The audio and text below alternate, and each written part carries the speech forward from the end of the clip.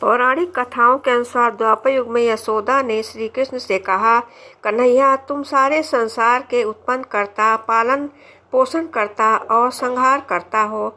आज कोई ऐसा व्रत मुझे बताओ जिसके करने से मृत्युलोक में स्त्रियों को विधवा होने का भय न रहे तथा यह व्रत सभी मनुष्यों की मनोकामनाएं पूरी करने वाला हो। श्री कृष्ण कहने लगे, हे मैया, तुमने बहुत ही सुंदर प्रश्न किया है।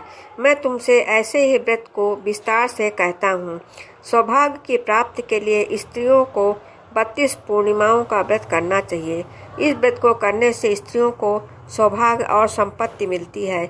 यह व्रत अचल सौभाग्य को देने वाला और भगवान शंकर के प्रति मनुष्य मात्र की भक्ति को बढ़ाने वाला है। यशोदा मैया कहने लगे, हे कन्हैया, सबसे पहले इस व्रत को मृत्युलोक में किसने किया था, जिसके विषय में विस्तार पूर्वक मुझसे कहो।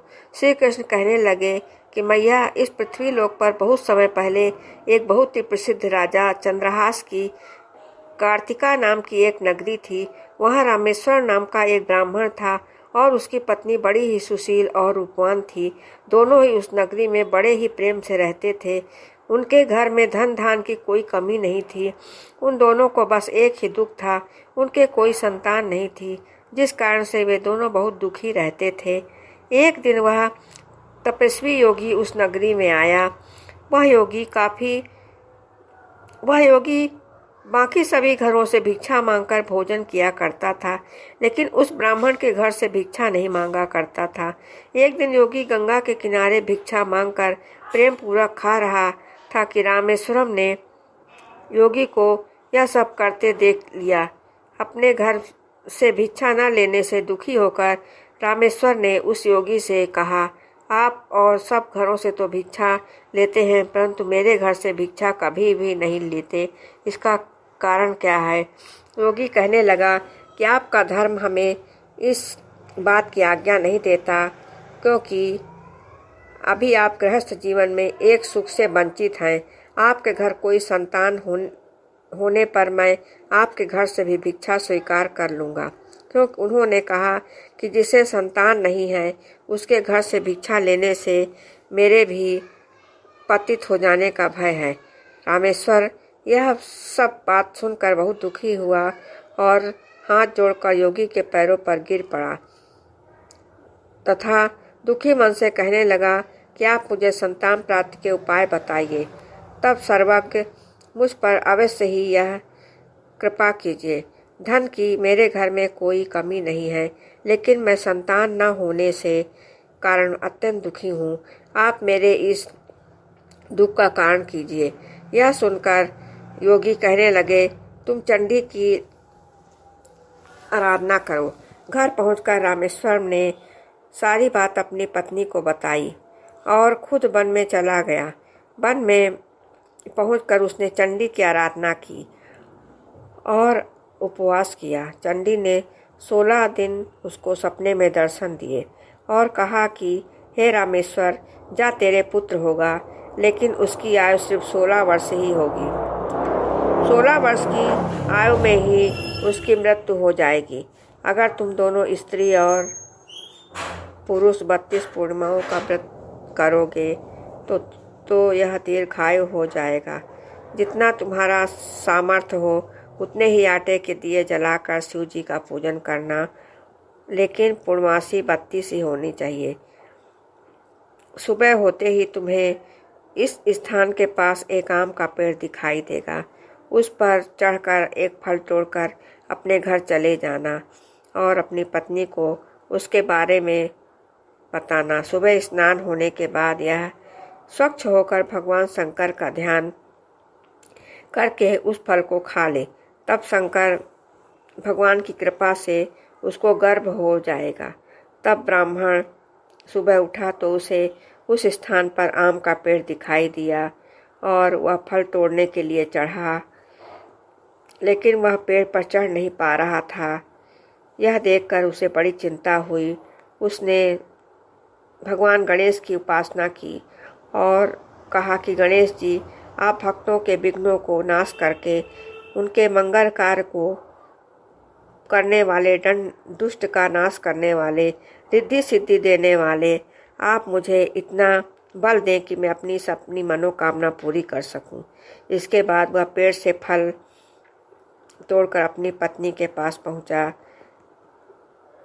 उसकी पत्नी ने अपने पति के कहे अनुसार उस फल को खा लिया और वह गर्भवती हो गई।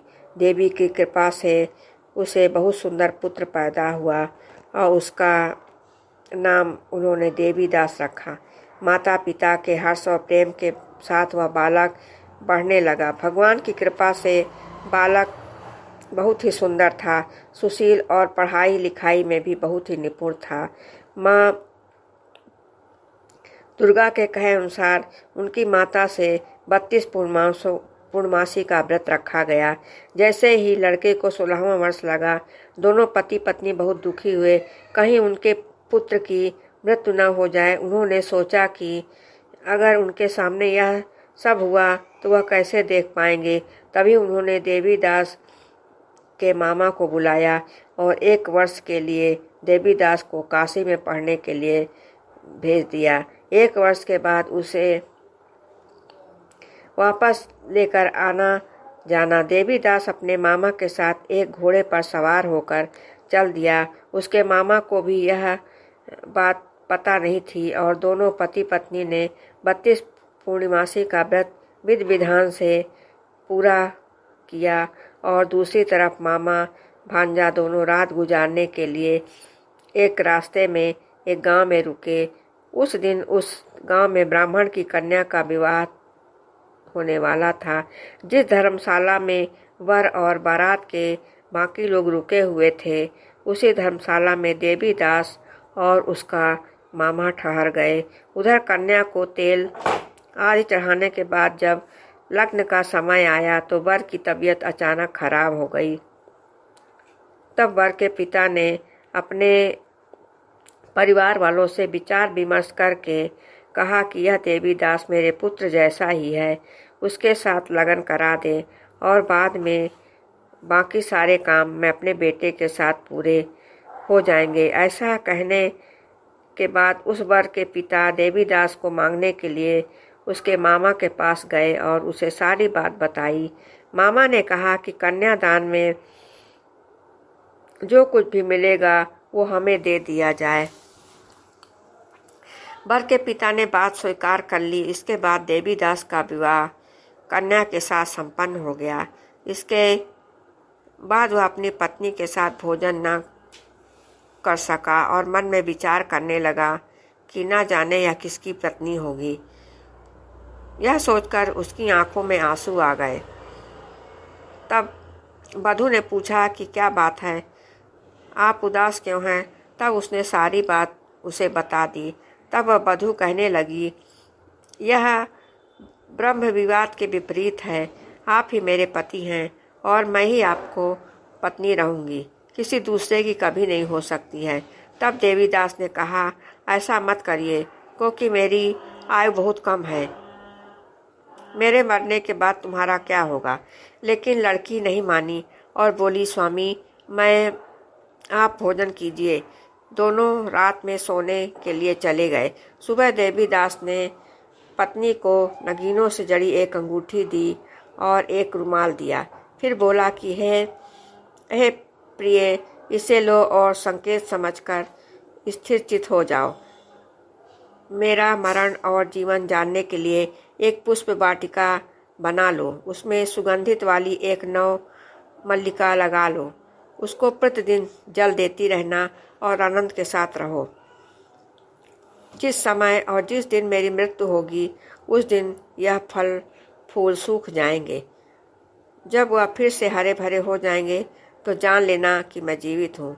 यह समझा कर वह वहाँ से चला गया। इसके बाद जब वह वर और बाकी बाराती मंडप में आए तो कन्या ने उसे देखकर कहा कि मेरा पति नहीं है, मेरे पति तो वो हैं जिनके साथ रात में विवाह हुआ था। इसके साथ मेरा विवाह नहीं हुआ है। अगर यह वही है तो बताएं मैंने इसको क्या दिया है, और साथ ही कन्यादान के समय आभूषण मिले उन्हें दिखाएं। कन्या की यह बात सारी बातें सुनकर सब कहने लगे कि यह सब नहीं जानता। इसके बाद सारी बारात भी अपमानजनित होकर के वापस लौट गई। भगवान श्री कृष्ण बोले कि हे माता, इस प्रकार देवीदास काशी पढ़ने चला गया। जब कुछ वर्ष बीत गया तो एक सर्प उसको डसने के लिए वहां आ गया, लेकिन वह उसको काट नहीं पाया, क्योंकि उसकी माता ने पहले से ही 32 पूर्णमासी का व्रत किया था। इसके प्रभाव से वह खुद काल वहां पहुंचा। भगवान की कृपा से तभी वहां पार्वती और भगवान गणेश आ गए। देवीदास को मूर्छित दशा में देखकर माता पार्वती ने भगवान शिव से प्रार्थना की कि हे स्वामी, इस बालक की माता ने पहले से ही 32 पूर्णमासों के व्रत कर लिए हैं, अब आप इसको प्राण दान दे। भगवान शिव ने माता पार्वती के कहने पर उसे प्राण दान दे दिया। उधर उसकी पत्नी उसके काल की प्रतीक्षा कर रही थी। उसकी पत्नी ने जाकर देखा कि पुष्प पत्र दोनों ही नहीं हैं।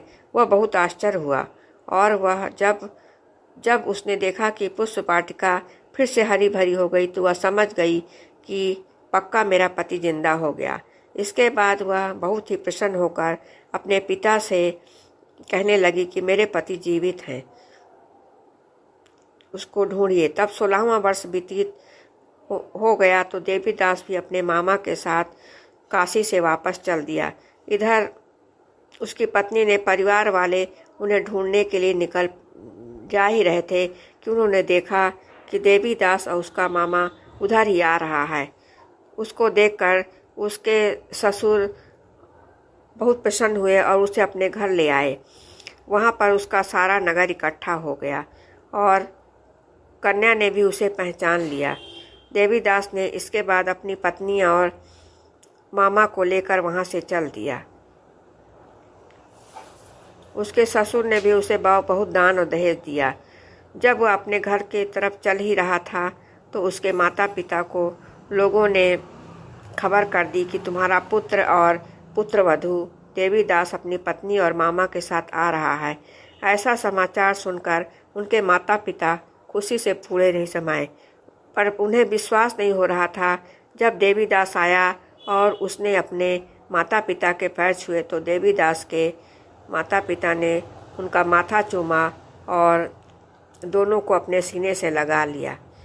दोनों के आने की खुशी में रामेश्वर ने ब्राह्मणों को भोजन कराया और बहुत सा दक्षिणा दी, और श्री कृष्ण जी कहने लगे कि इस तरह रामेश्वर को 32 पूर्णिमा के व्रत के प्रभाव से संतान प्राप्त हुई।